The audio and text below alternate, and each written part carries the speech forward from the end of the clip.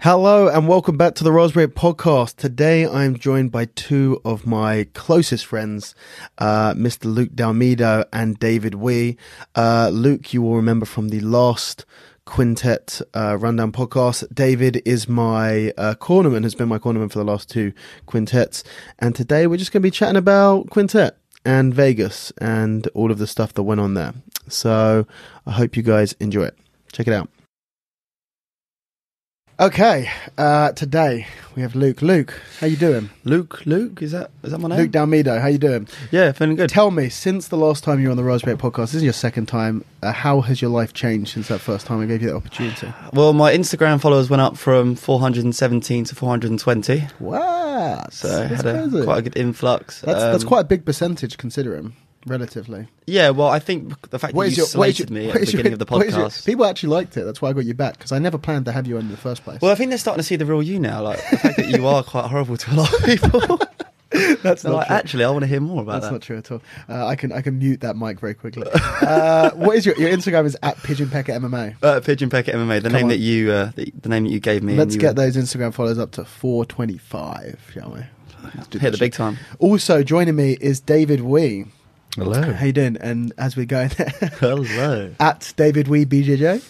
Yeah. David is my loyal cornerman who has been with me for the previous two Quintets. During which he is undefeated. Undefeated at Quintet. Undefeated with David in my cornerman. Hang on a minute. He's your... What did you say? He's my cornerman. No, you said it in a nice way. What did I say? I don't know. Last time Illustrious. Luke is a nobody. He is nothing. He is not important. And you got something really nice. Well, you don't have 3 appearances on Fight Pass, buddy. Yeah. Oh, well. If you came out to Vegas to me, then you could have been my loyal cornerman. I'm a school teacher. We don't earn that much money. Well, go to Vegas, you can lose even more. So, yeah, man. Let's talk about Quintet. How did we start this last time? Can I grab some more? Yeah. There you go. Well, how was Vegas? Vegas is crazy. In general. Vegas is crazy. You've been a few times, haven't you? I've been 4 times, and I'm going to go a 5th time next August for my brother's 30th. Yeah, Vegas is insane. It's just a ludicrous place. What do you think? What do you think about it? I guess your view of Vegas is probably a little bit different from ours because you're a absolute degenerate. Yeah, there it is.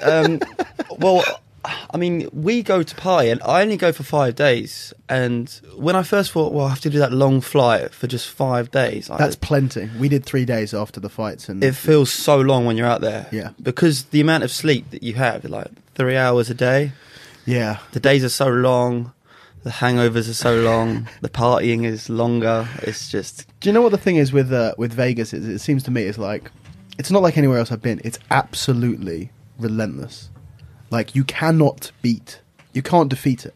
No. It's not like any other city because it's 24 hours. Yeah. Like, we'll have a quiet night. We were having a quiet night and we get back at 4 a.m. because you have no idea what time it is. Because those casinos are just pumped full of oxygen. The casinos are open, the lights are on, you have no idea what the time is, and there's people in there the entire time. And there's also people in there at different time zones. There are people going out ready to party, people coming in from a party, people going out for lunch, people coming back from dinner, so all at different times. There's literally no way to beat Vegas. Like, I think with a lot of other places...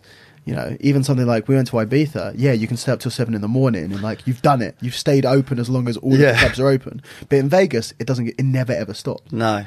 And that's the thing, if you're bored, like it could be like 9 a.m. If you're bored in bed, like you don't wait for your mate to come, you just go downstairs and something will be happening. Yeah. Like something will be going on. Something crazy. Means craps. Yeah, craps. Do you gamble much when you're out there? A little bit.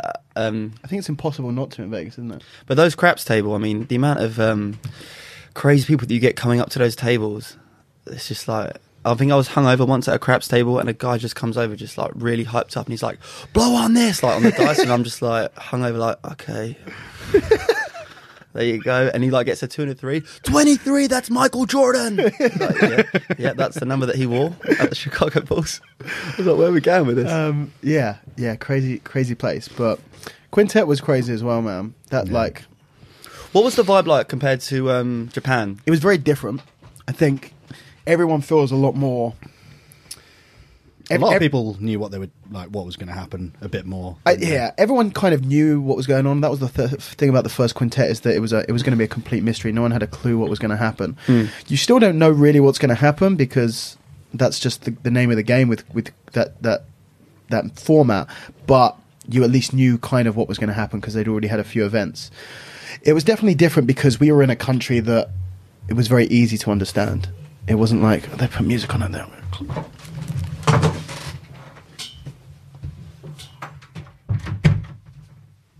Now we're going to get hot.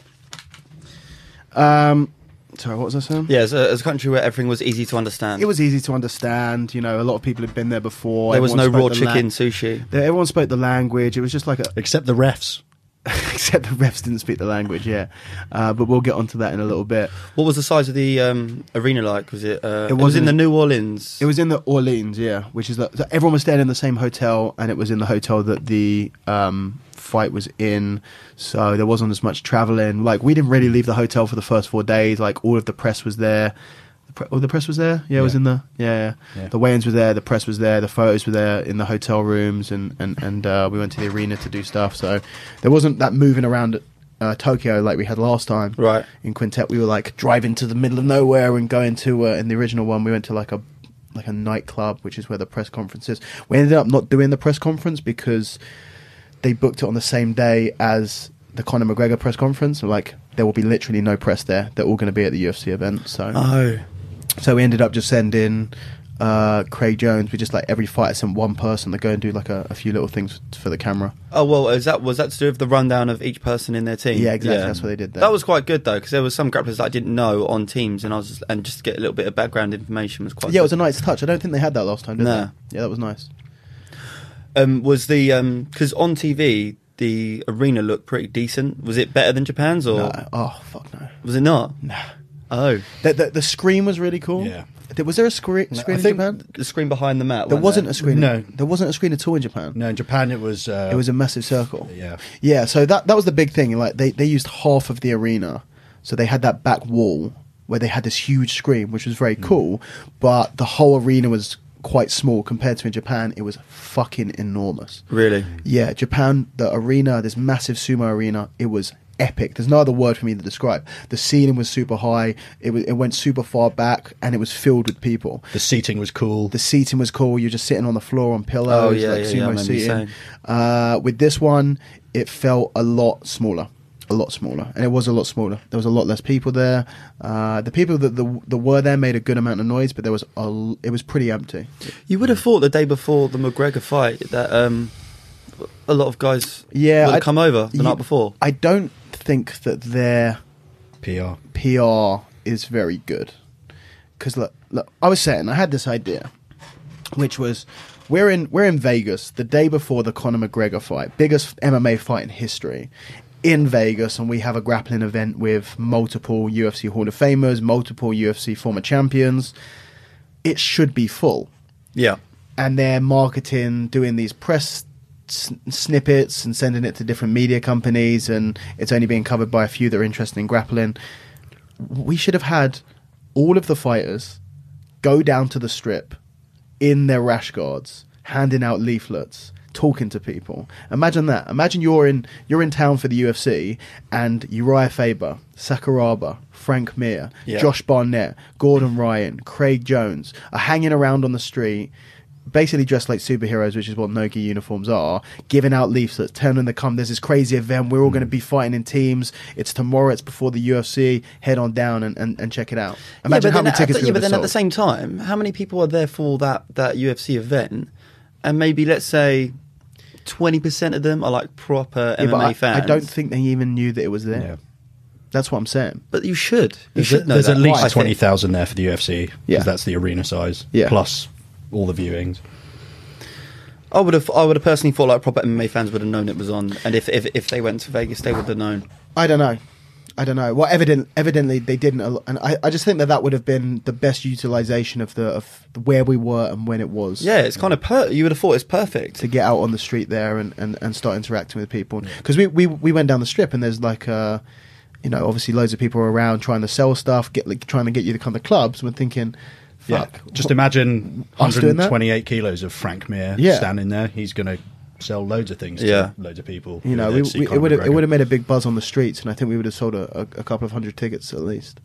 So, but what do I know? Could have had 500, Irish mob in there. Drunken Irish people. That's what we need. We need to put Dylan Dennis on the card. You needed some more shouty Polaris guy there. Oh mate, tell me about it. He would have fit right in Vegas. We went to his wedding recently. We can see where he gets the shouty Polaris Jesus, he's vibe from. But yeah, the lineup for Quintet was crazy. Like being in a room with all of the people that were there. Like we went to the rules meeting. It's just ridiculous. Yeah. You're like, firstly, like Yuki Nakai is the head referee, who's like, for those who know, is absolute legend. Obviously, Sakuraba's there talking as well. Josh Barnett, like former UFC heavyweight champion Josh Barnett, former UFC heavyweight champion Frank Mir, gold medalist judo Olympian Satoshi Ishii. Were you starstruck by like Frank Mir? I guess Frank Mir would probably be, because also starstruck by me. No. Was I starstruck? No, it was one of those things where you're in such a crazy environment that these people just come up to you and it's just kind of normal. Like there was about 20 people in that room who, if they're not in the room with the other 19, own every room they walk into. Yeah, it was crazy. Like I was walking through the hotel at one point. And I was on the phone and like Sakuraba came up and tickled me. Like it's just I'm like on the phone. I like giggled and they're like, I just like, no, Sakuraba, like UFC Hall of Famer Sakuraba just tickled me whilst I was walking through. You know how it is. And then you just get on with the rest of your day. So it's a very strange place to be with all those people around you. You're saying hello to them. Eddie Bravo's bolting around and the Martinez brothers and Craig Jones Gordon, like the Ryan brothers, Gary Tonnan's hanging around there. Was there anyone in particular that you may not have met properly before that you got on with? I don't know. We kind of hung out with Barnett's very cool, but that was more like from we chatted to Barnett more. He's coming. You met him in Japan, though, didn't you? Yeah. He's warming to me, I think. Hopefully, he's in the UK for a little bit. He's competing in like a catch wrestling show in a few weeks' time. And really? I'm up in Liverpool for seminars. I'm going to go. What, like a pro wrestling, catch wrestling? I don't know what he's doing, but submission it seems grappling? something that he shouldn't be in the UK to do some little catch wrestling thing. But in Bolton. Yeah, but who knows? I'll check it out. Stay tuned. Fair dues. Well, do you speak to Gordon Ryan? I know you guys had you guys had a little bit of online. I didn't want to say online beef. I didn't talk to him much. The most I spoke to him was during my fight, actually, didn't he? Yeah. He gave me shit for jumping close guard when I never jumped close guard. Oh really? He said something and I shouted back at him because he kept on saying like, "Oh, Raf, get it," with his super whiny voice, and I shouted something back at him. Best grappler in the world should know what a close guard looks like. Yeah, come on, Gordon, sort it out. But yeah, I didn't talk to him too much. Spoke to his brother. Nicky, cool dude. Cool dude, yeah. Very I like cool him. Poor guy in Vegas can't drink. Yeah, man. Can't For gamble 4 either. more years. Bless him. Yeah, can't gamble. Bless him. Yeah, he's just saving loads of money. The good news is that he wouldn't have felt as bad as we did the few days afterwards. So it swings and roundabouts, really.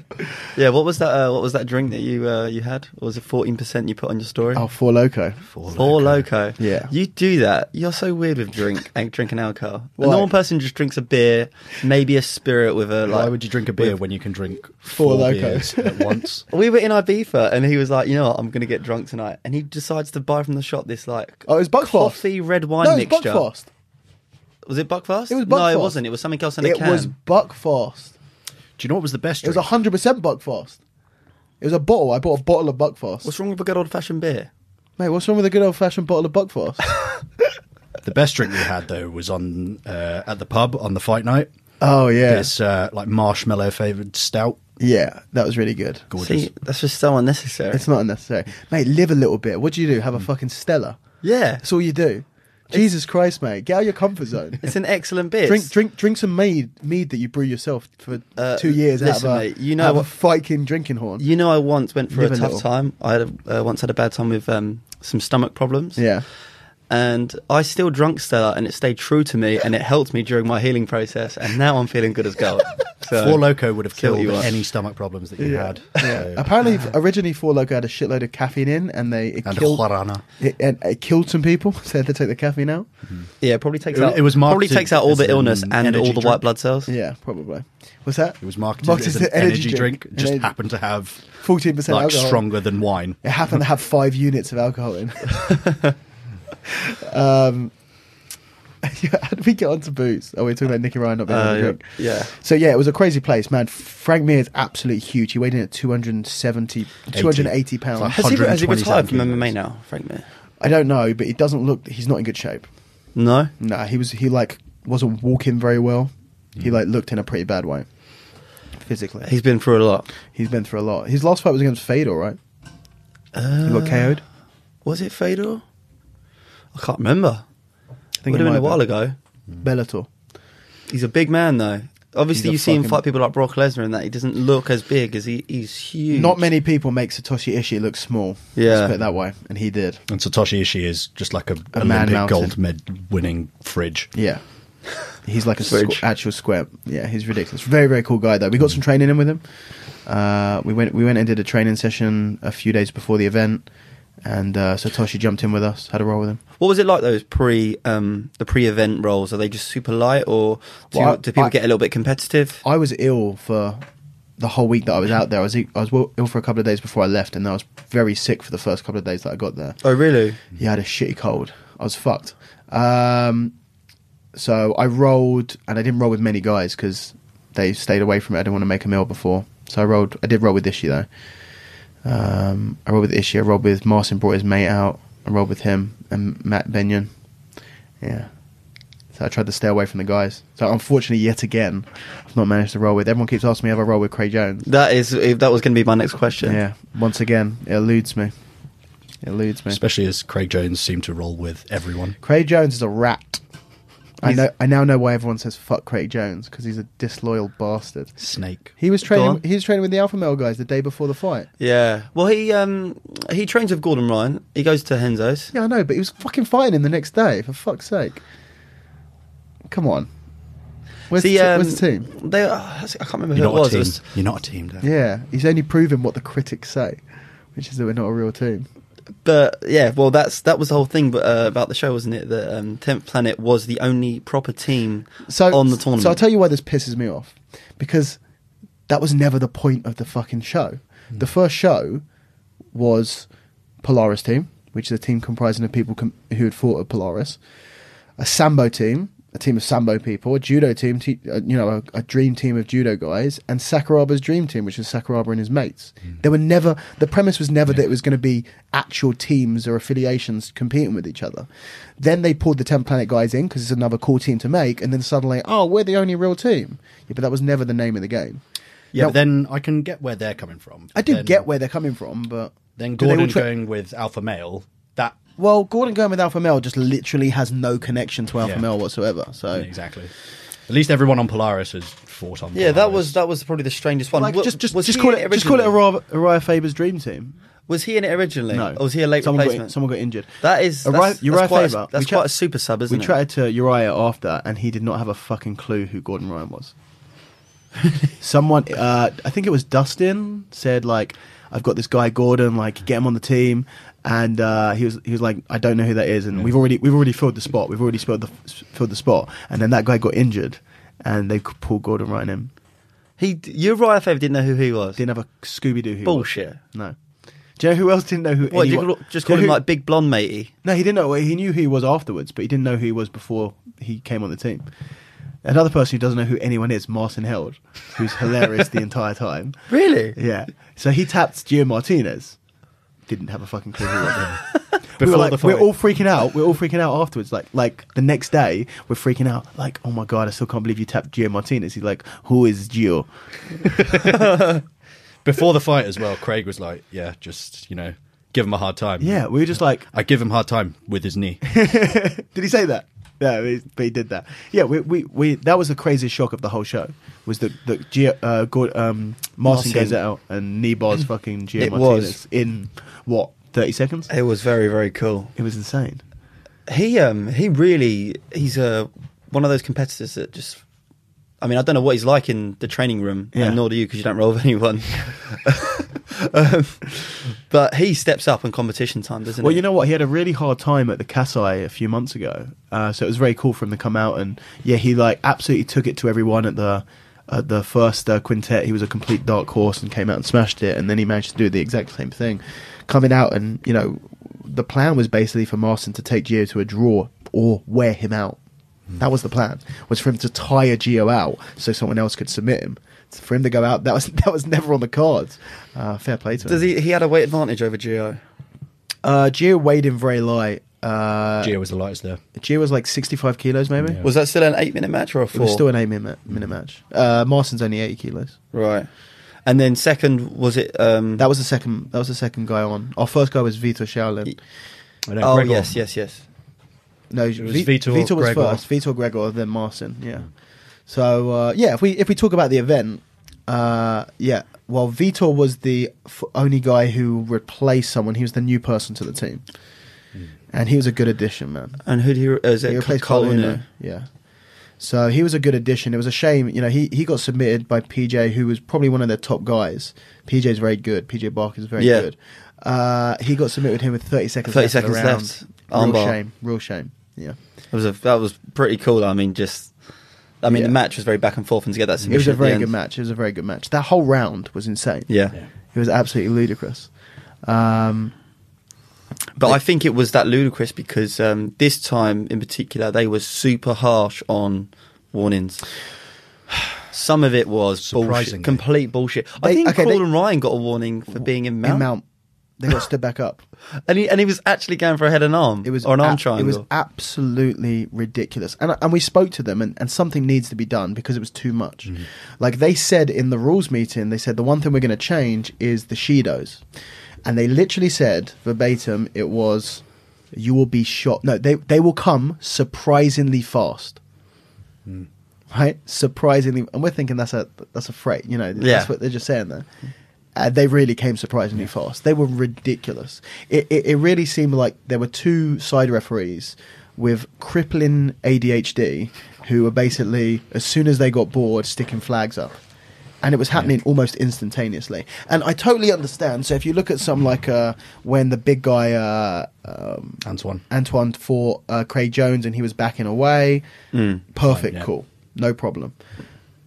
But they were telling people to attack when they had their back taken and were being choked. And they were telling the person going for a choke also to attack. They told someone in an armbar to attack. How can you attack in an attack?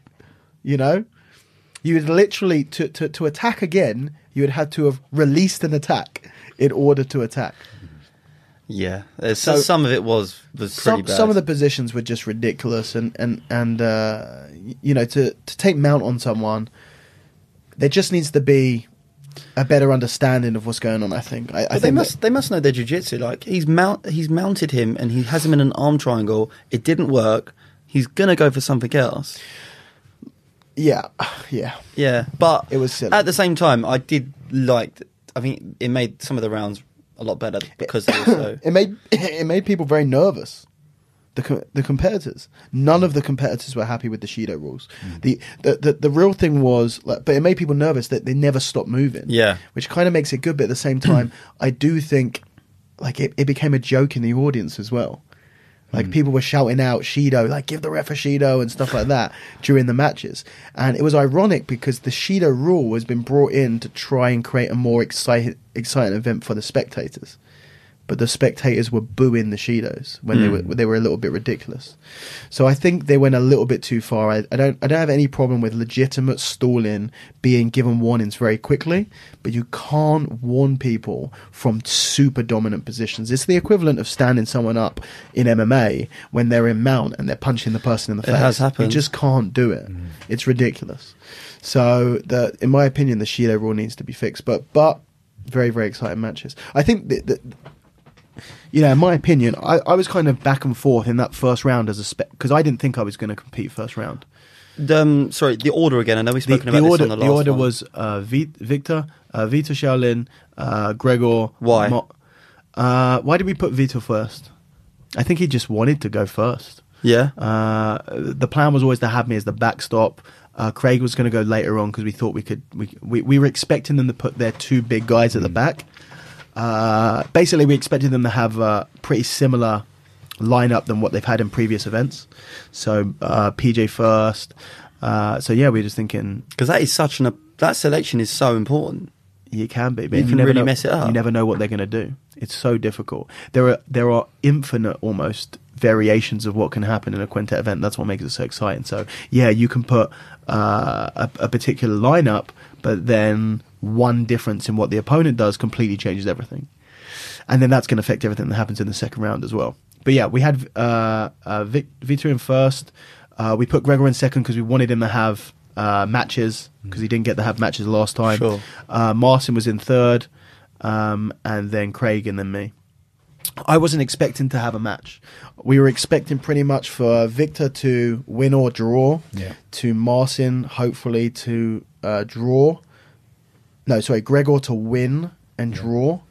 Marcin the draw. Basically, we kind of worked it out. If if Craig took out two people, then we'll be all clear, and I wouldn't have to compete go straight into the second round. And then PJ catches Vitor. Like, oh, that kind of changed everything. So as soon as that happened, I start warming up. By warming up, you mean just like roll the shoulders? I roll the shoulders, bitch. I start rolling shoulders.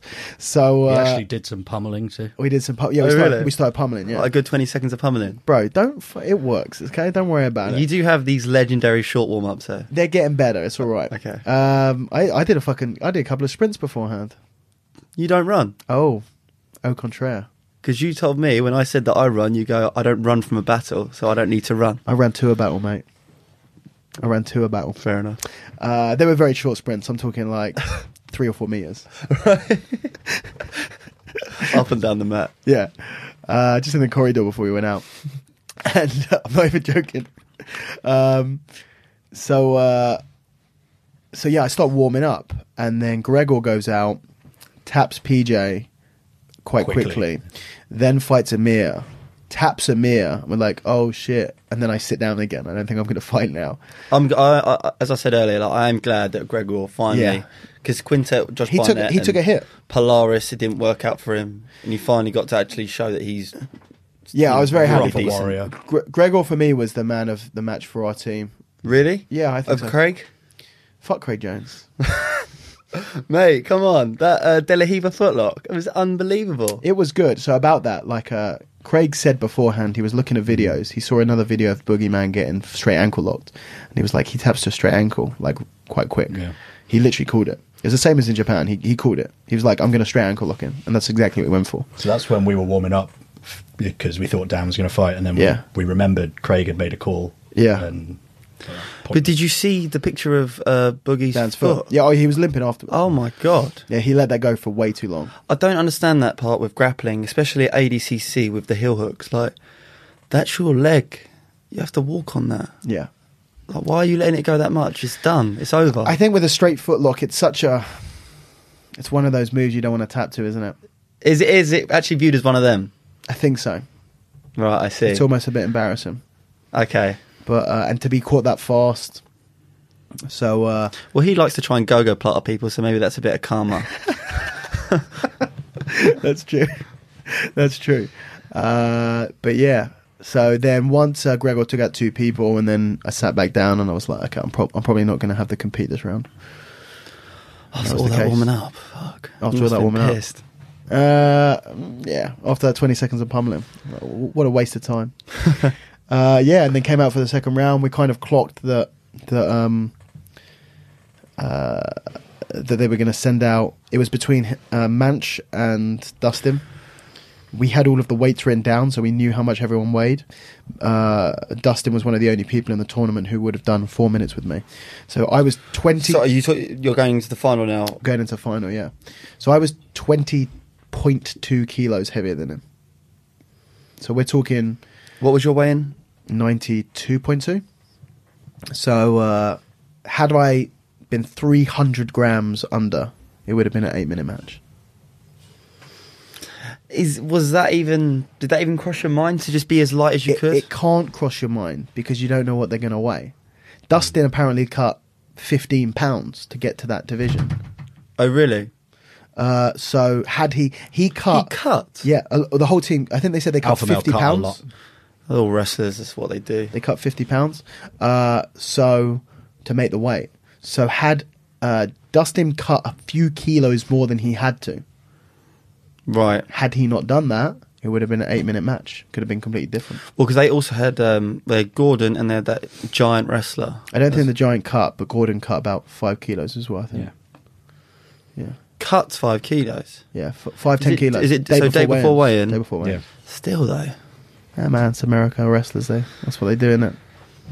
Fair dues. But I think Craig and Gregor both tried to cut some weight so no one would get 4 minutes with them. Because you don't have a truly big guy on your team, do you? Well, apart from me, obviously. You're called the big guy, aren't you? Yeah, no, you're right. We don't have a big guy. I said to him, I'm going to come in 100 kilos next time. Really? Yeah. I'm going to try to. That's so unnecessary. It's not. You've never hit 3 figures. You've attempted. I've got close. You've got close. 99.6. Until you were like waking up wanting to throw up every morning. And mate, sometimes sacrifices need to be made for glorious things. Even I will not. It's your digestive system. If you truly think that I will go to my grave not having hit the elusive 100 kilos, then you've never met me. Maybe wait till you're 50 though to hit the 100 kilo because it might just happen naturally. Nah, fuck that. The next time I step in the Quintet, I'm hoping I'm planning to do under 100 for ADCC anyway. My plan is to go to 105 kilos and cut. That is, that's ridiculous. I don't think I can do it though. Don't? Not yet. The fact that you're not sure if you can do it means that you probably shouldn't. I can definitely get to 100 though. This is your body though. This isn't like a... Yeah. Bro, when I was 75 kilos, people told me not to go up to 80. Well, that seemed to work out all right. Yeah, exactly. So save your breath. It's like, imagine if that was legit. When I was 75 kilos, I said, I'm going to go up to 80 kilos. And people told me, don't do it. Imagine now if I told you I was going to cut to 80 kilos. I'm sure you would have still done well at that lightweight. Probably better. I'm glad you agree. But you also like being known as the big, strong guy. Yeah. Because, like, I don't understand why people would try and be light. It doesn't make actual sense to me. Really? Why would you want to walk around the earth being a small person? It's good for your joints. McGregor seems to be doing all right. Oh, fuck McGregor. He just got fucked up by a giant... By a giant 155er. Yeah, but he cuts a lot of weight. And wrestles bears. That fucking bear ain't cutting weight. Talking of bears, are you pretty pissed that Misha didn't carry on the theme of you being was it a teddy? She said I was incredibly strong, I believe. Did she really? I think so. Not a cute bear, though. Not a cute bear, yeah. I was a little bit disappointed.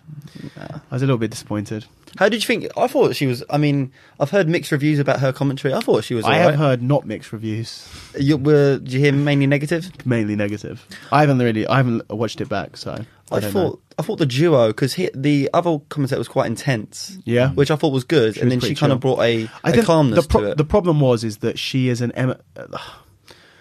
It makes sense to get in a name. I think professional grappling has this habit. They're stuck on this thing where they want to have UFC fighters involved in their shows. They're obsessed with it. All professional grappling events fall into this. They all want to get UFC people on because they think there's going to be this big crossover from casual MMA fans into professional grappling fans. Personally, I just don't really believe that there's that much that it's going to have that much of an effect that you're going to get all of these casual MMA fans coming over to watch Quintet just because Misha's doing the commentary or just because Uriah Faber's on the, I don't know. They're always trying to put UFC fighters. We saw like Phil Harris versus Brad Pickett in Polaris on the main event to try and get those people over. How many people are going, I'm going to watch that because of that? I don't really know, but I'm not so sure about it. So I understand what they're trying to do, but the problem is Quintet is almost exclusively, even if you get some of that crossover from MMA, almost exclusively going to be watched by jiu-jitsu fans. Hardcore jiu-jitsu fans. When the commentator is significantly less knowledgeable about the sport and the athletes than the casual person watching, you've got a little bit of a problem. You're going to have a lot of frustrated people. She hadn't really done her research. She hadn't really done the research. And either you've got to know the game, which is why someone like a Josh Palmer, for example, on Polaris, he's a good commentator. He knows what he's doing, but he's smart about he understands the game. He understands all of the jiu-jitsu athletes. He knows who everyone is. Without having someone like that, I think people are going to get upset. Yeah. Well, like people like Mike Goldberg would get away with it because he has like a massive stat sheet and stuff like that. Yeah, exactly. And he goes to the stat sheet. But I think grappling's different to MMA. A lot more casual people watch MMA than they watch grappling. But I've watched so many grappling events though, where the commentator is knowledgeable, but I can't listen to it. I mean, we're not going to say what grappling event it was, but we did turn off the commentary and we started playing some real heavy music when we were watching that particular grappling event, which we will not shame. Do you remember, to try and make it a bit more intense? That was actually true. Yeah. Okay. Fair enough. Yeah, it's pretty bad. Yeah, okay. I see what you're saying. So, you have to find that right balance. It's difficult, but yeah, I think I'm not sure she was the one. I enjoyed her presence, regardless. I'm all in favour of keeping #keep Tate. Yeah, she's nice. She's a nice fighter. Nice woman. There were no women fights, were there, on Quintet? No, I don't think there's yet to be a women's fight. Pretty bang out of order, if you ask me. Yeah, I think it's disgusting, actually, and I'm going to be boycotting the next Quintet until they get some women on there. That's not true. But you're right. They should get some. They should get some women's super fights on there. I actually agree. I agree. Yeah. What else happened? Okay, so before my match, Sakuraba came up to me. Yes. I was going to ask you about this. Completely unexpected. Apparently, Matt and Ben already knew. Before the event or before the finals? No, I was standing at the front of the queue. It was lined up. We were lined up ready to walk out. Like, for the finals? For the final. Okay. So I was at the front of the queue. I was the first one out.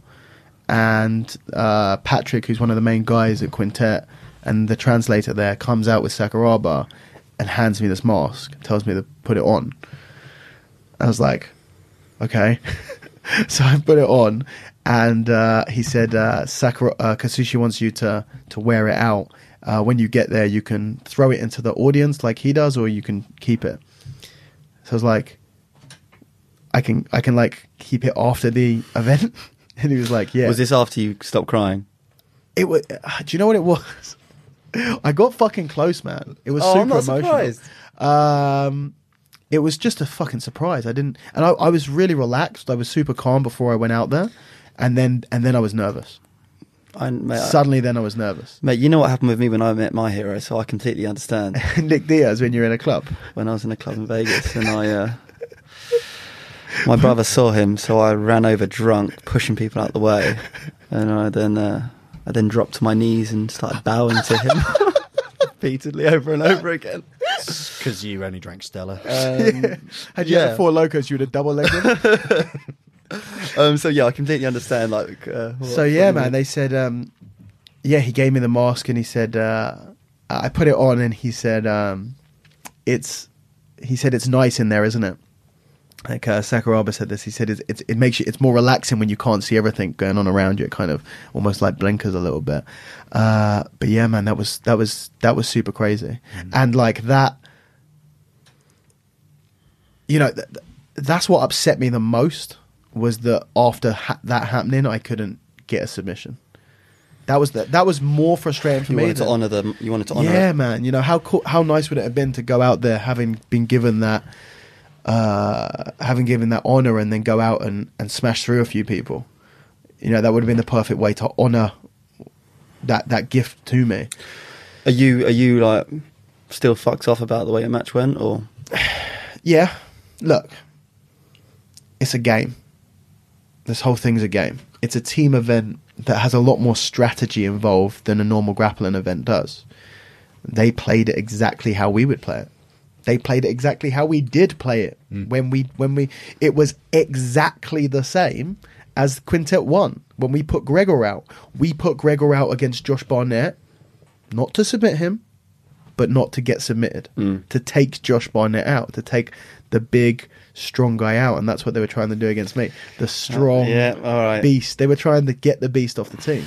You know, and that was the name of the game, and that's what they were trying to do that. So we did that exact same thing, and from our perspective, we played the game well. We won the whole event because of that. Had it been an 8-minute match, had I gone out there, maybe I would have got submitted. Maybe Barnett goes through 3 people. Maybe we don't win Quintet 1. How different everything could have been had Gregor not taken the hit for us. And we put Gregor out there instead of me. It was me, Gregor, and Carl who were going to be the first 3 people to compete. And the only reason Gregor went out first is because his match was 4 minutes and mine would have been 8. That's the only reason. So live by the sword. Exactly. So fuck it. We won an entire event using that strategy. How can you be pissed off with them for doing the exact same strategy to try and get us? So yeah, of course I was pissed. I was as pissed as I imagined Josh Barnett was, that someone went out there to take him to a draw to get him off the team. Yeah. But fuck it, what are you going to do? What are you going to do? There's if someone wanted to submit you in 4 minutes, you've got a good match in your hands. If someone just doesn't want to get submitted in 4 minutes, it's very difficult. Very tough. Very tough. What are you going to do? Do you know what his background was? Nah, not really. He's the jiu-jitsu coach at Alpha Male. I know he's a wrestler. Right, okay. But what are you going to do? I can't complain. All I can say is I'm pissed that I wasn't able to get the submission. I wasn't able to work it. I think when I had 4-minute matches before, when I fought Tokoro, he was trying to do the exact same. He was trying to get me off. He was trying to get the 4 minutes. He wasn't trying to submit me. He was trying the last 4 minutes with me. The difference was that I'd already had a match. The fact that you had to... I asked you this in the last podcast. Yeah. But just to wrap my head around it, you went first in the final. Yeah. Is that because you have to? Because you didn't fight in the semis? I had to. They knew that it was going to be me. I was the only person who could go first. Right, okay. They had 2 people between Mancha and Dustin to go first. So Mancha would have been 8 minutes with me, and Dustin would have been 4 minutes. So if you didn't fight in the semi in the first round, if you don't fight in the first round, you must fight first. But you can still mix them in whatever order. So let's give 2 examples. One example, that's what happened. 4 people competed. I didn't compete.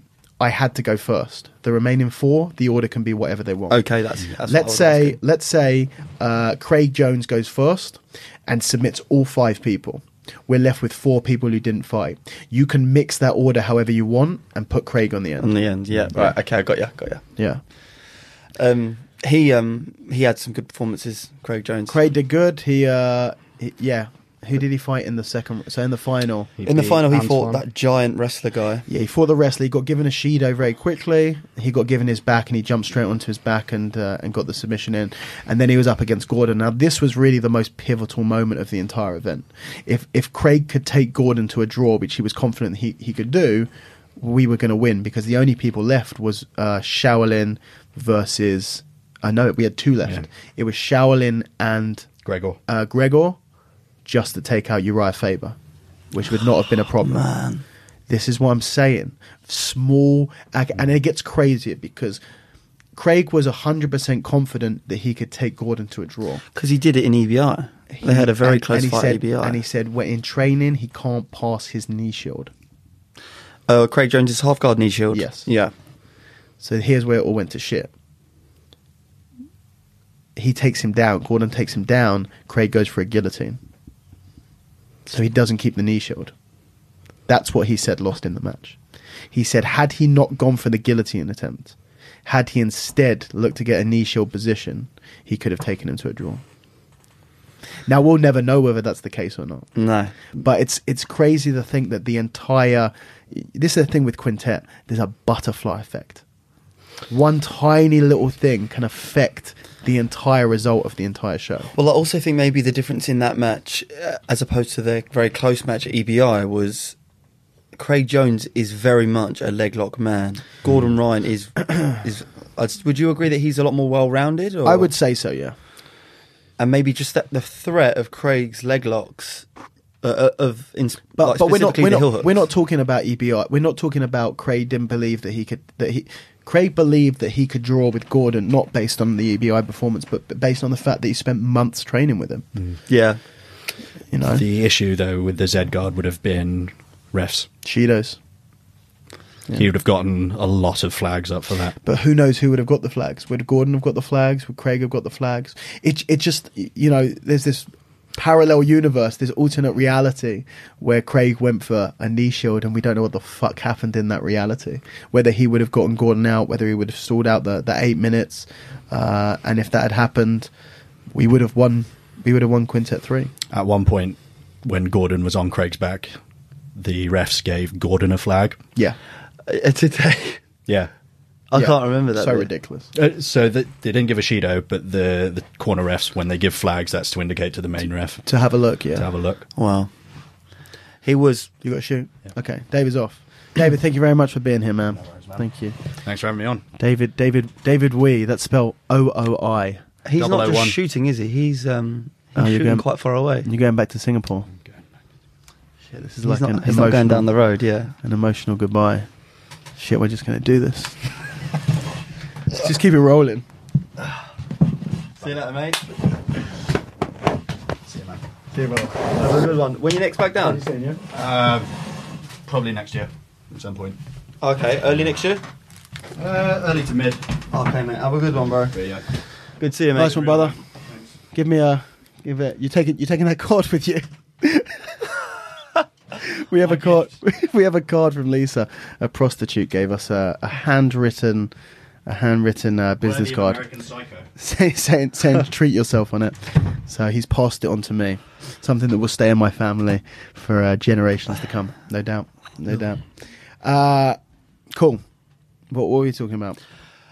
We were talking about Gordon Ryan's match with Craig Jones. Yeah. Would you say that Gordon Ryan was the man of the tournament? Well, it's hard not to, isn't it? Okay, let's put it this way.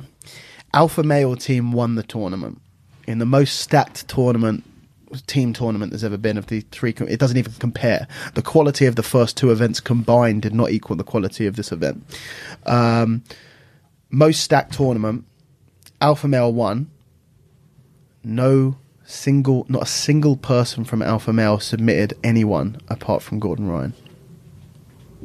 Well, that's what people started to rename it, was Gordon Ryan and his mates. It was. He was unbelievable, though. He was on good form. I mean, ADCC had a good performance. Say what you want about him. He was on top form. Is he the best in the world? Loki?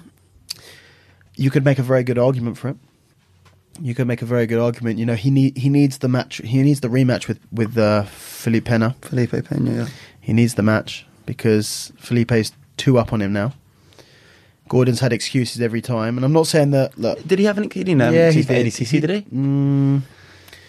I guarantee you, he had some excuse for something. Did Pena win his division at ADCC? He didn't. He didn't. He didn't win his division. I think Yuri Simos won his division. Right. But New Gordon's a lot bigger than he was at ADCC. Yes. It'll be interesting to see what weight division he does, whether he does under 99 or over 100. Because he won the under 99, didn't he? He won 88. Oh, it was 88. 88. He submitted Keenan in the final, wasn't it? With the guillotine. Correct. So you can make a very good argument that Gordon is the best in the world. What he's going to do next, whether he's going to continue grappling, whether he's going to be looking into the gi jiu-jitsu, whether he wants to get into MMA. He keeps on talking about wanting to get into MMA.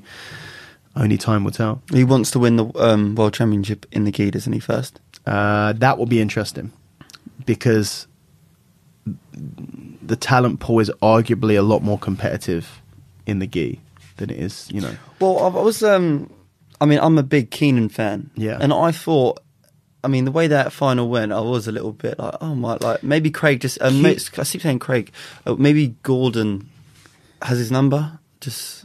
That's the only time they competed, right? No, they had that... Remember they had that hour and a half match. long footsie match? Yeah. So I try and delete that from my memory. I'd be interested in seeing Keenan versus Gordon in the gi. Yeah. I think then the fan in me thinks that Keenan would win that, but yeah. There's a lot of interesting matches out there for him in the gi. And Gordon's a lot bigger than Keenan now. He is a lot bigger. You know, we're looking at Muhammad Ali, Herbo Santos. Yeah. You know, there's a lot of interesting matches for Gordon in the gi. I think he'll probably do really well. I don't know whether he'll have as much success in the gi as he's had in no gi, but it will be interesting to see how that goes. How old is he now? Mid-20s? 24, maybe. Fucking hell, man. Young guy, yeah. He's It's impressive, man. There's no doubt about it. That is incredible. Say what you want about him. He's a cocky shit or whatever, but I do. He's a bit of a douche, but he's good at he's a good grappler. You can't take that away from him. He's a good grappler. That was one that I would have loved. If you would have fought Gordon, I would have. You know, and I would have. I mean, you would have been the underdog, but I would still just the fact that you were fighting Gordon, just to think of what would happen. I would have liked to had the opportunity, absolutely. And I'm not saying that I would win. I'm not saying that I would draw. I'd like to think that I'd be able to take him to a decision. But yeah, I'd like to feel what someone that good feels like. Yeah. Basically, very simply, I'd like to see what that was like. Simple as that. I mean, the way he dealt with, I know Josh Barnett is older, but the way he just butterfly swept him to sweep someone that big like that was impressive. That's the most that was the most impressive thing that he did. It looked like you sweeping me. Yeah, is what it looked like. Yeah. Well, me sweeping you is probably a bit more, but you know, a bit more impressive. But yeah, it was close. A bit more airtime. It was close. He probably modelled it on me thinking about it. Yeah. But yeah, they get it on a big guy like that. In regards to the next quintet, have they disclosed what the plan is next? I don't know if I can talk about it on here, but okay. I will anyway. The next quintet. Got the exclusive. Oh, fuck, I don't actually know if I can talk about it on here. Do you reckon the guys from Polaris listen to my podcast? Probably. If they're not listening, then don't anyone tell them. Should we just say that? Yeah. People are reliable. They are planning on the next Polaris, which is going to be, I believe it's December 8th in Cardiff, which I'm going to, by the way. I don't know if you want to going to in your rash guard or going to in a shirt? Going in a silk shirt, probably. Of course. If you don't know, did I speak about your wardrobe before? I don't know. One time, Dan didn't tell me that we were going out after training. So I went back to his house and then we were like, all right, we'll go out. So I was like, but I haven't got any clothes. So I think it was your mate was going to lend me his jeans and you were going to lend me a top. So I opened up your wardrobe just to trying to find a normal top. There was a leopard print top. There was some Aztec pattern top. I was like, where's a fucking normal top? Balinese. Where's a normal collared top? There fucking wasn't one. There was a silk kimono. Silk kimono. I can't wear that. There was a shite shirt. Yeah, there's a shite shirt. I keep on trying to gauge you my shite shirt. It's too big for me. It's too small for me now. Mate, just go to like Next or something. Just get a normal top. Bro, don't tell me how to live. Okay. So I'll be going to the next Polaris because it's Cage Warriors the day beforehand. Cage Warriors 100. Oh, okay, yeah. I'm going to go watch Cage. Are they doing some grappling MMA thing? It's connected. No, it's not going to be. Okay. So Cage Warriors is the day beforehand. I'm going to go Cage Warriors 100, and then I'm going to stay for the next day and go to UFC. Go to Polaris. Polaris are going to be running a quintet, a mini quintet, instead of the undercard, instead of the prelims. Oh, okay. On Polaris. So there's going to be 4 teams, 4 local teams. In Cardiff. So they're all going to be Welsh teams? I believe there's a Welsh team, a Brad Pickett team. How about like a Plymouth team, maybe? I don't know. There's 4 teams anyway. But they're going to be running a quintet instead of the prelims for Polaris. This is what I've been told anyway. And then the Polaris will be we'll be continuing on from that, then just the main card. Most of the matches are going to be the title matches. Right. Belt matches. But I won't be competing. Is anyone defending their belt? Like, is Craig Jones or... I think they're trying to get Craig Jones on the defend, yeah. And then they need to sort out the... Ash Williams is fighting from Nicky Ryan. From the last one. And they're trying to get an opponent for Ross because Oliver Taz is injured. Oh, really? So he won't be competing for it. Fair play to Ross as well, qualified to ADCC. Qualified to ADCC. Well done. First British male to qualify since me, 2011. That was a good time. So you're a little bit behind me, Ross, but well done. You are, walking in my in my footprints. Absolutely. I'm very very glad to carve a path for these younger generation. He's a bit older than me. See, this is the real Dan. This is the one that I like. That should be out all the time. You bring it out of me. We can't help not be a dick when I'm here. Exactly. So if you're not doing Polaris, what's your next plan? But I have a few little injuries that I need to make sure I'm all good to train around. And potentially fighting Mateus Diniz on November 24th.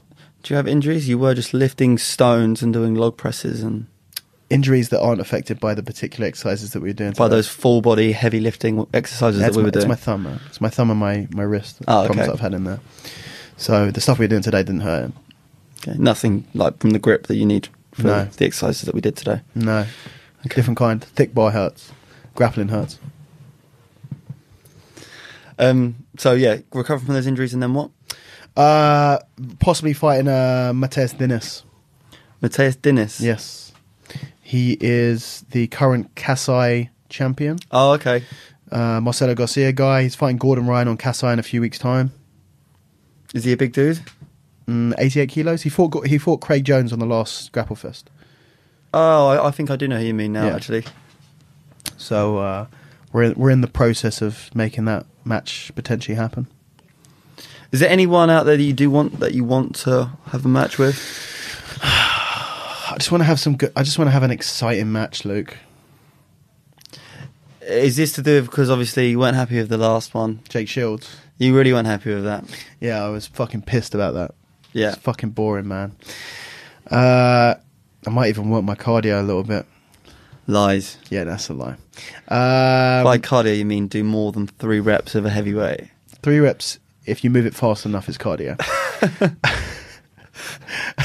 3 meters if you run fast enough. There's cardio. Absolute facts. Undeniable, undisputable facts. You genuinely don't run, do you? Don't like to run? I don't like to run. I've got bad knees, bad back. Yeah, well, to be fair, I mean, the whole jiu-jitsu community must understand about the bad back problems that people have. And you've actually, because your injury was pretty severe and it was bad. You're now lifting heavy stones. Yeah, like I did almost everything we did today with no belt on, and my back was absolutely fine. Fair play. But I fixed my back by lifting, by getting stronger. And you didn't find stuff like yoga or like no stretching and stuff like that didn't help? No. I just lifted. See, if I deadlift now or even like a light but don't go into deadlift. I wasn't doing that shit. I'm just going to put the door quickly.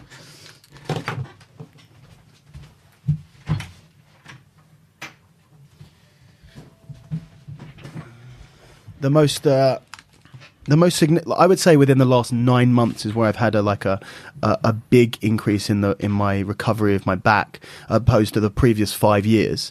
And I believe I put that mainly down to my Dinny Stone training. I started trying the train for the Dinny Stones, which is a partial rep deadlift at an awkward angle, and in doing so, started working a short range deadlift off the floor. I started lifting heavy off the floor, not relatively light, relatively heavy, but not that heavy. Just working my way up very slowly, lifting things a couple of inches from the ground, right? Not from a couple of inches, but just the movement being a couple of inches.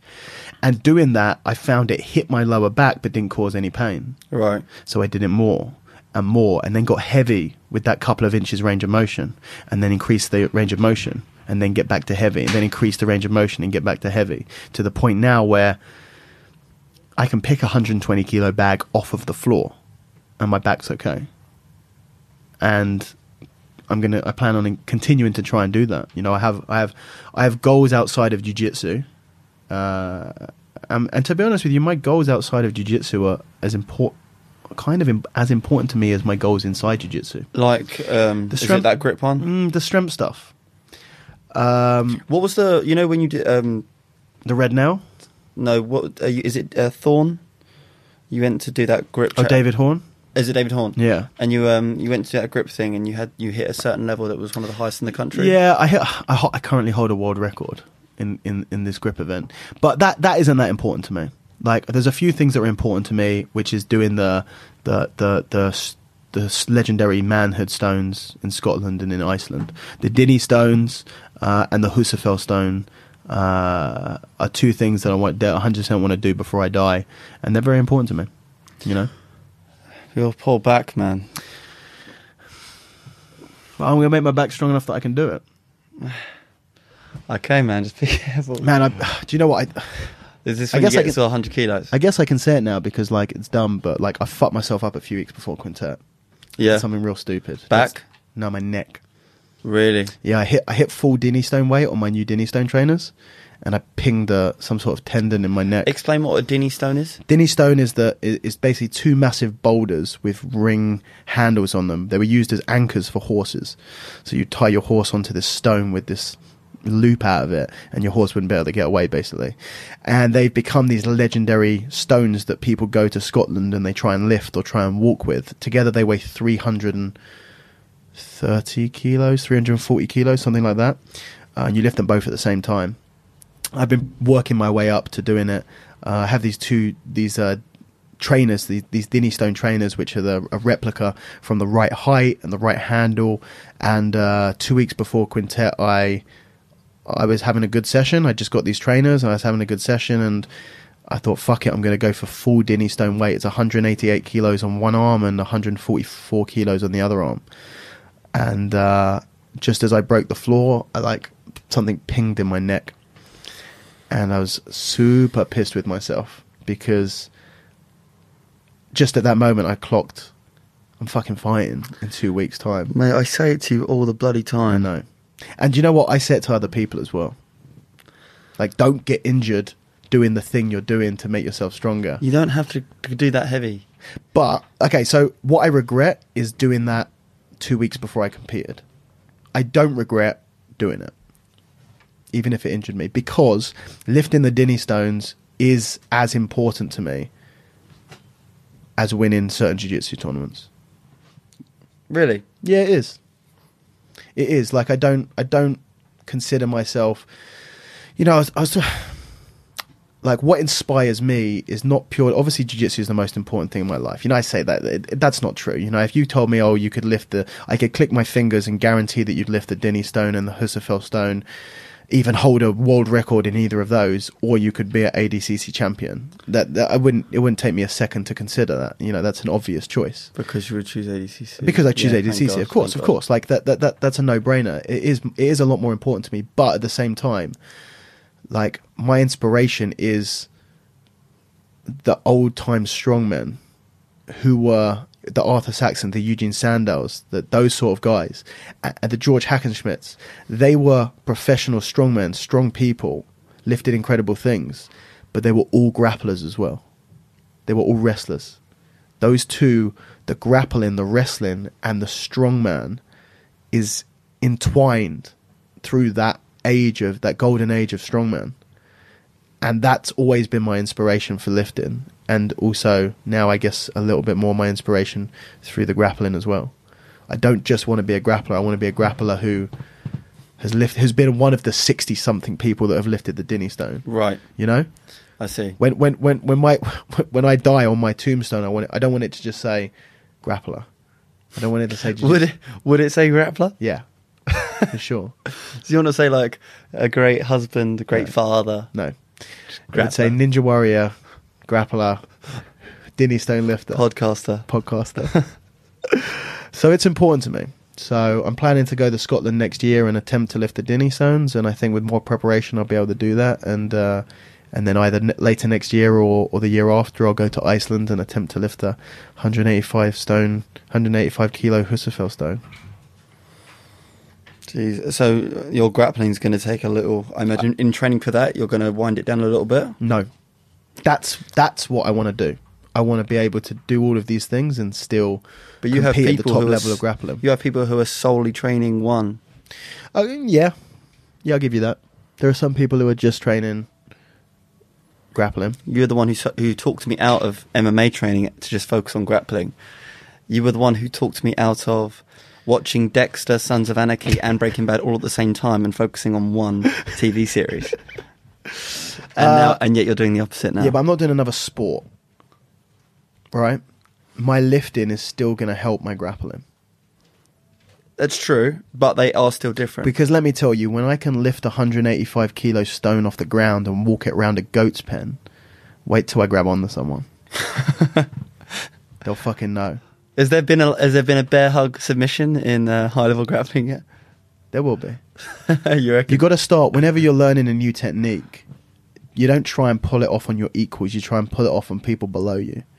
This is advice to people when you're trying to learn something. Let's say you're a 80 kilo purple belt. Let's say, and you learn a new technique. I'm not talking about you. I know you're brown belt. I know you're not 80 kilos either, so I'm not talking about you. Let's say you're an 80 kilo purple belt and you learn a new technique. Well, don't try and get it on the 80 kilo purple belts. Try and get it on the 55 kilo female white belt first. Model specialty. The Model special. The Velvet Kid special. Now, when you can get it on her, maybe not the 55 kilo ones, but you try and get it on the 70 kilo white belt. I don't understand why you had to say female. Surely they would be just as good as the males. I don't see gender, so it's not a problem. I don't know why you brought that up. I feel like you had to specify that, though. That was quite strange. That was irrelevant. Okay. So try it on the 75 kilo white belt. And when you get it on him, try it on the 80 kilo white belt. Now try it on the 70 kilo blue belt. Try and get it on the 90 kilo blue belt. Then to the purple belts. So have I submitted someone with a bear hugging competition? No.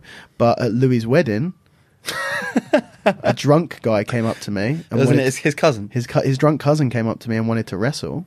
Now, he was below a white belt. He'd never trained, and he was highly inebriated. I'm sure he's had a few combats before. He might have had a few combat experiences. He was about 65 kilos and had never done jiu-jitsu, and I pulled off the bear hug submission. It wasn't really a jiu-jitsu move, though, because he was in the air when you were squeezing him, so it was more of a wrestling move. This is all the same to me. Right. Grappling's grappling to me, whether it's standing or on the ground. Very similar to Hercules and the Neiman lion. The whole legend with that is, as long as the lion was touching the ground, couldn't be killed. So he lifted it off the ground and crushed it. Interesting. Yeah. He wasn't really a lion. He was drunken. Well, that guy in particular, like I said, you got to work your way up. You got to work up from the drunken 60 kilo bachelor to the Neiman lion. Exactly. Like you ever heard the story, like Eugene Sandow, old-time strongman, he fought a lion once. Legitimately fought a lion. Really? Yep. They, like, this was back in the day where, like, a strongman show, a man performing feats of strength would sell out arenas before the times of TV and stuff like that. Yeah, man, they brought a fucking lion in, and he fought this lion, and apparently... The story goes... What, muzzle on it? It was muzzled and it was gloved. So they'd taken some of its tools away from it, but it's still a fucking lion. Still a lion, yeah. Cats don't play games. They don't play games. So they had like a rehearsal the day before. A rehearsal? Did the lion know it was a rehearsal? The lion don't know shit. So they had a rehearsal the day before, and Sandow fights this lion. He has this absolute fucking war with this lion. And in the end, he manages to defeat it. But he's all fucked up. Like the claws have got through the gloves and stuff. Like he's torn to pieces. The next day they come out, and he's ready to have another war. He gets into the cage, and the lion doesn't want none of it because they've already sorted out that hierarchy. Right. So the lion's just in the corner. He doesn't want to fight. Right. So he's pulling his tail. He's prodding him. He's trying to get him to do something. Worried that the audience are going to get pissed off because they've come to see Eugene Sandow fight a lion. I believe in the end he put the lion on his shoulders and walked around the stage with it, and that was enough for everyone. They loved it. Nice. Well, quite similar to the Khabib bear story that was on a chain, probably beaten. Drugged. It's pretty deep. Yeah. I don't agree with animal cruelty. Talking about the Khabib. Yeah, man, we'll talk about that quickly. What was that? What was that like after, in Vegas? Was it quite a hostile atmosphere? No, I didn't find it that way. Where did you watch it? I watched it in a pub in that area. In the Area Hotel? Yeah, called The Pub, just outside the Area Hotel. It was nice. It wasn't super busy. It was tickets only on chairs, so atmosphere was good. We went out afterwards in the area, and man, there were a lot of real upset people. Irish, English, Scottish, lots of people. I found the people were crying. Really? There were people at the bar, like, came over and just, like, there were tears in their eyes. They could not believe it. It was crazy. Well, you saw a lot of videos of fights in the hotel and stuff. I'm sure it was the MGM, but... Someone got banged out, didn't they? Yeah, Irish guy got banged out. Knocked. But yeah, I found that when I was in the MGM for the Maidana Mayweather weigh-ins, we were going home the day of the fight, and it was just so hostile, man. There was like Argentinians and Americans just like shouting at each other. And I tell you one funny story. I during the Derek Lewis fight, I got a USA chant going. Did you? Just randomly at the end of the second round, USA, the whole bar gets going. About 10 minutes later, some redneck from across the room sent me a drink. Really? The guy comes over and goes, "What do you want?" He's getting you a drink because you started the USA chant. I love that. Mate, Vegas is fucking crazy, man. That's a crazy place. It is crazy. I love that place. Yeah, I had a bad story with Rafael Lovato. Got him. Well, it was the last time we went. It was the World Championships in Vegas, and I saw like Curtis Yander in the club in Hyde in the Bellagio. That's a sick club, by the way. If you go Vegas again, Hyde. And there were quite a few grapplers in there. And anyways, we're outside. I'm a bit hungover this night, so I just kind of take it easy. By easy, I mean not easy at all. But I saw Rafael Lovato out there, so I asked him for a picture. I had to just double check, because when you see someone in the flesh, you're never sure. Is it that person? Yeah. Especially the state that I imagine you were in. Yeah, terrible.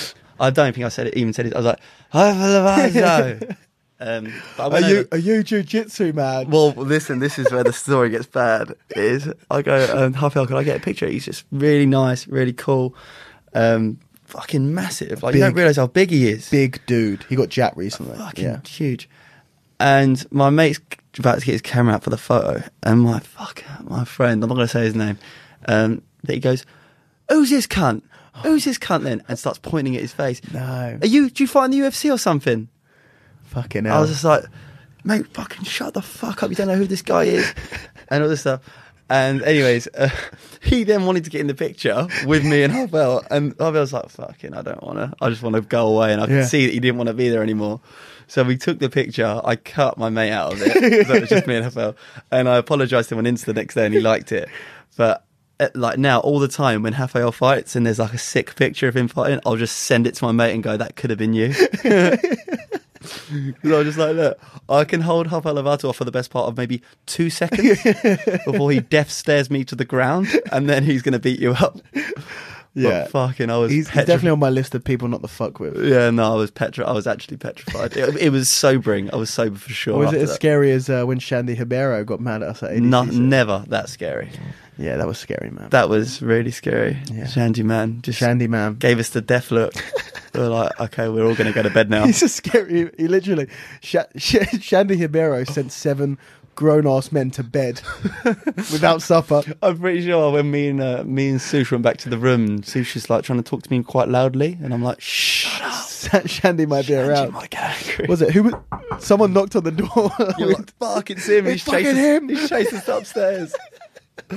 Yeah, that's a whole nother story. That after party, that was amazing. Yeah, that after party made the lineup at Quintet look like ADCC. What year? ADCC 2011, Nottingham.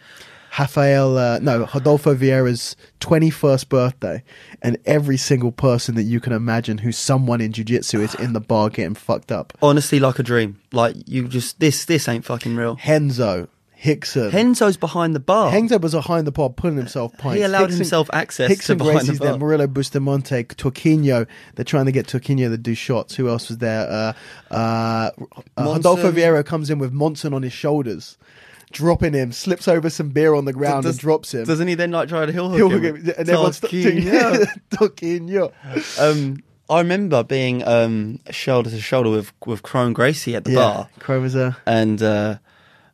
And he's asking the guy for a drink, and this poor guy, I mean, he's like 19 years old, probably about 9 stone, soaking wet. Yeah, like still acne on his face. Like, you know, he's just out fucking numbered, outgunned. Poor guy. And Cron is like going, he wants a drink. Like kept bothering the guy, and this guy just decided to lose it. But goes, yeah, just wait. And I was like, oh no.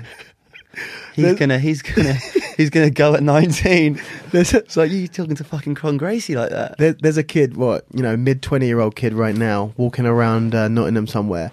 He will never have a clue how lucky he is. He fucking to be alive today. Fair play to him. That's probably one of the worst nights he's ever had of his life, trying to control that. That was, if I was that hotel, I would have locked the doors and got the fuck out of there and just let the chaos take itself out. It just wasn't their hotel anymore. It wasn't their hotel. For those 24 hours, it was that was another group's hotel. Man, talking about bumping into jiu-jitsu royalty, we went to the UFC PI. When you were in Vegas? When I was in Vegas, yeah. We had we got a tour around there. That's a crazy building, man. It's insane. It does look pretty unreal. It's unbelievable. They've got all the offices there as well. It was just the nicest place I've ever been to. Where is it? It's in Vegas. Yeah, where? Oh, fuck knows. Down the road. Down the road in the desert somewhere. Yeah. I don't fucking know. Yeah, and we went and saw the actual gym, state of the art gym, all of the equipment, hyperbaric chambers. Did you use anything? We were planning to go back there because Ant said that I could, the guy who runs Fight Pass said that I could come and use it whenever I wanted, and we were too fucked up for the remaining couple of days we were in Vegas to take advantage of the situation, so I ended up not doing it. But Vegas will do that to you. Yeah. But we rolled in there and Jacare just popped out. He was training there. Forrest Griffin was training there as well. Forrest is one of like the main guys at UFC. Yeah, I think he kind of runs the ship there. Yeah, so he was there as well. He's supposed to be giant, isn't he? Just a giant hairy man? Absolutely not. Really? Nope. Small. He's lost a lot of weight. A lot of weight. Oh. A lot of weight. I'd probably put him at 80 kilos. No, not buying that for a second. Kilos. Not big. Trust me. 85 and change at least. I don't know, man. Mate, he was a 205er. Oh, back in the day, don't get me wrong, he was probably walking around at 110 kilos, but he's lost a lot of weight. Maybe put him at 85, 90, yeah. But he was a lot smaller than I expected him to be. And even Ant had said, like, he'd lost a lot of weight.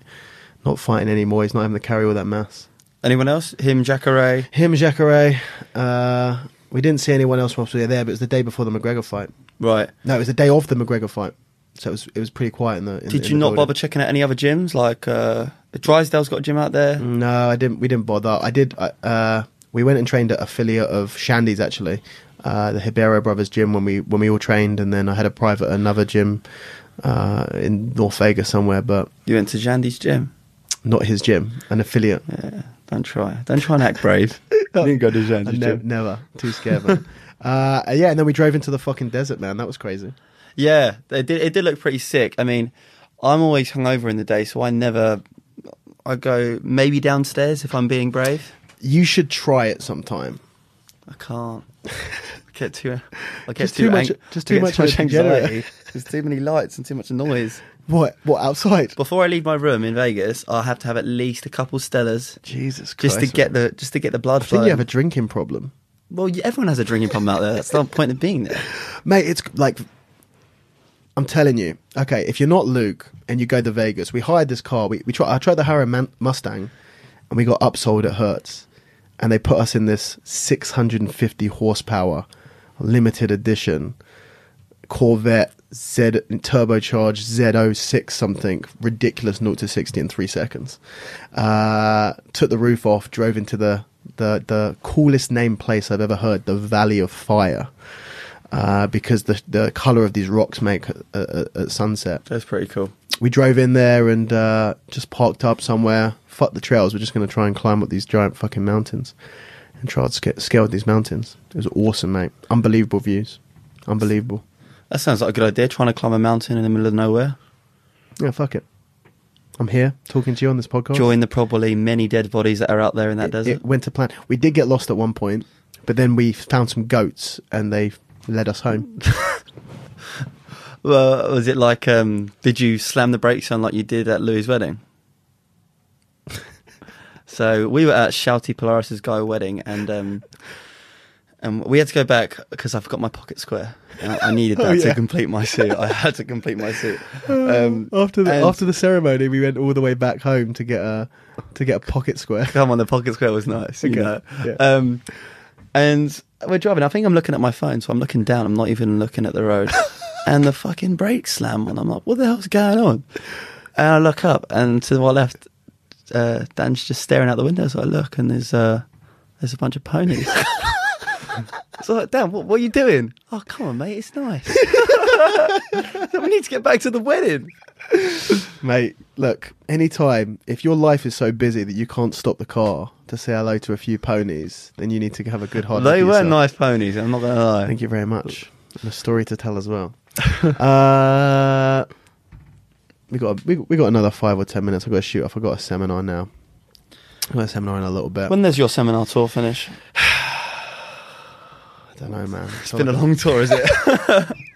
I think I'm like 40 something seminars in. I've got more. It finishes middle of November, but I have a waiting list of 10 gyms for next year. But I'm not going to do another tour next year. You're not? No. Why? Do you not like money? I do like money, but I like time as well. Yeah. I like freedom. So I haven't been able to compete much in the last 2 years because almost every single one of my weekends is taken up by doing seminars. So I'm planning to train more, to compete more next year, get some other projects going. I'll still be doing some seminars, but they'll be individual. Like I'm going to finish the waiting list that I have in the first couple of months, January, February, March time. And then on from that, I'll still do a couple of seminars here and there. I want to try and run a camp. Is the big thing. I wanted to do it last year. Well, like a summer camp. Yeah, just in the UK to begin with, a couple of days. Instead of me traveling to 50 gyms, get 50, 100 people to come to me somewhere nice where we can do some jiu-jitsu, we can play some Mario Kart, we can throw some axes, record a podcast. Have a couple of Stellas. Good lad. Grab some Four Locos. No, not doing that. Have a good time. So I'm planning to do one of those next year. I think I've been to a few camps and, I think the main one is a lot of people focus too much on the jiu-jitsu. It's just, you got to go there to enjoy yourself. You got to go there to have a good time. And yeah. I think I can give people a good time. So that'll be the plan. But we'll see how that goes anyway. Just don't look at me in the eye when you say that. I'm looking you dead in the eye, mate. You were. I was to look away then, a bit frightened. I can give people a real good time. Well, you, obviously with your schedule, Quintet fell on ADCC trials. Yeah, it was the day before ADCC trials, so I wasn't able to compete. That was my main goal after watching the 2017 Quintet ADCC, is that I wanted to qualify for 2019. So I've got one more opportunity. I'll go to the second European trials. I believe I believe it will be around about March next year. I'm not sure exactly. That's just a guess, but I imagine the first half of next year we'll have the second European trials. I'll be there 100% and trying to get my place on the main stage. Where are those trials? Do you know? I don't know. Do you know where the ADCC is being held? California. Oh. Is that bad? Well, it's just expensive, isn't it? Like if it was somewhere in Europe, somewhere I could go and watch. You also get a trip to Los Angeles, mate. That's true, but that's $1. This guy's been to Vegas how many times in the last 5 years? So strange. It's created the debt though. If it lands the same time I'm out in Vegas, I may do the 4-hour drive. Listen, grab a Corvette, mate. It's worth it. Yeah. But yeah, so that's the main grappling goal is to get to ADCC next year, and hopefully there's some stones as well whilst I'm at it. Let's maybe just focus on one thing, mate. I got this shit. Go to California for ADC and stones.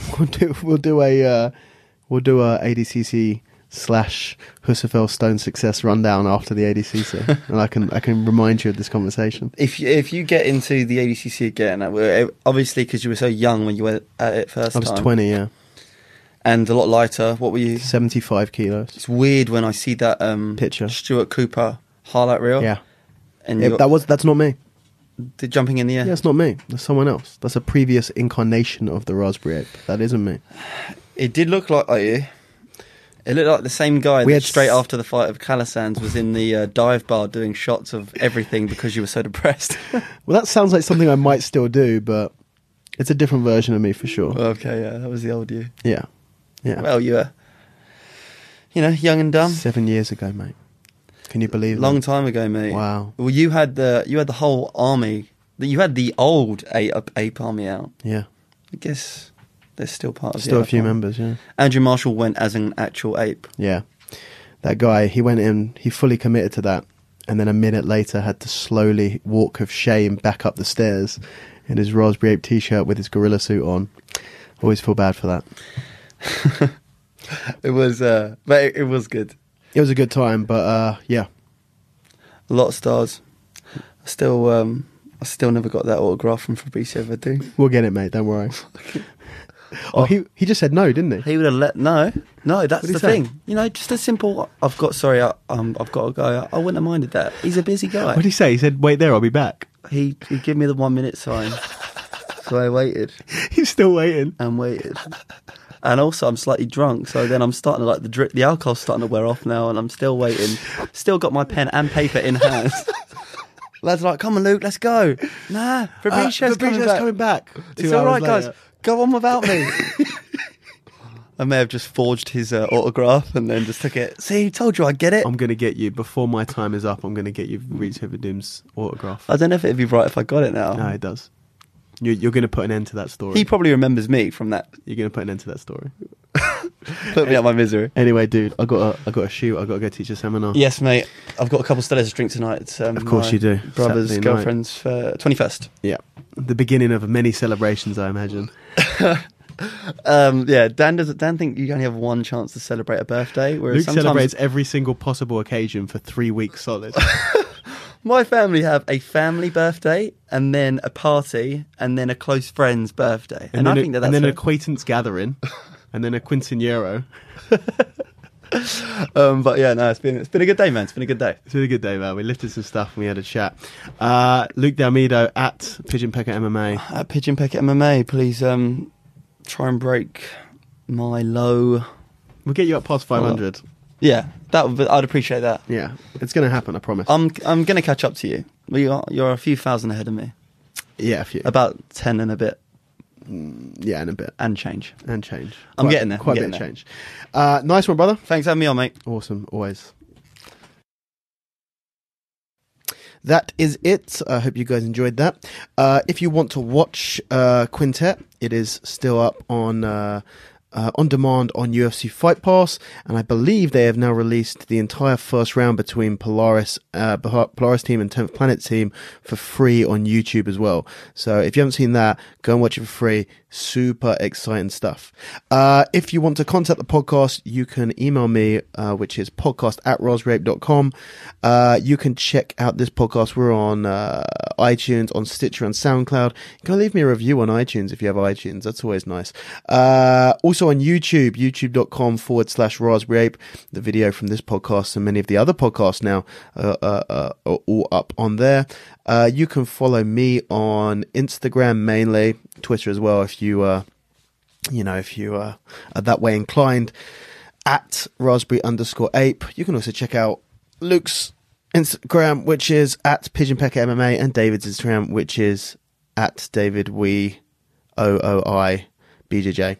Yeah, that's it. I hope you guys enjoyed the episode, and I will catch you next time. Take it easy.